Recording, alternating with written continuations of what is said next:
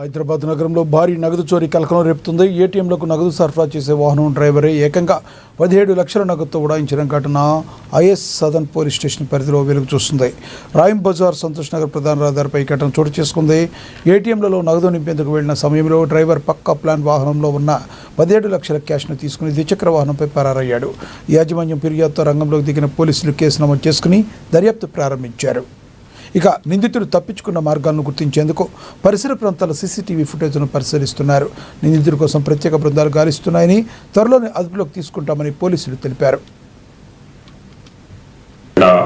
30 నిమిషాల సమయంలో సిఎస్ఎస్ ఈ ఏటీఎంలో డబ్బులు నింపే ఈ సర్వీసెస్ వాళ్ళు ఒక 4 వెహికల్లో డ్రైవర్ శ్రీనివాసు, తర్వాత సురేష్ అనే అతను ఏటీఎం టెక్నీషియన్, ఇతనితో పాటు ఇంకొక టెక్నీషియన్, ఒక గన్మెన్, వీళ్ళు 4 కూడా ఏటీఎంలో డబ్బులు నింపడానికి వచ్చిండ్రు.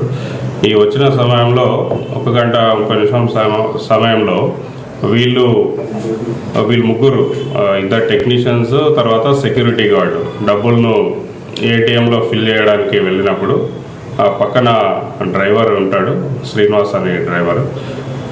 వీళ్ళు పక్కకు వెళ్ళడాన్ని గమనించి, వీళ్ళు ఆ ఏటీఎం దగ్గరికి వెళ్ళడాన్ని గమనించి ఆ వెహికల్లో ఉన్న ఒక 17 lakhs బ్యాగ్ను తీసుకొని ముందే ప్లాన్ చేసుకున్న ప్రకారం ఇంకొక 2-wheeler వెహికల్ పైన ఒక అతన్ని పిలిపించుకొని డబ్బులు తీసుకొని పారిపోవడం జరుగుతుంది. సో దీనికి సంబంధించి ఈ సురేష్ అనే అతను ఇచ్చిన కంప్లైంట్ పైన కేసు రిజిస్టర్ చేయడం జరిగింది.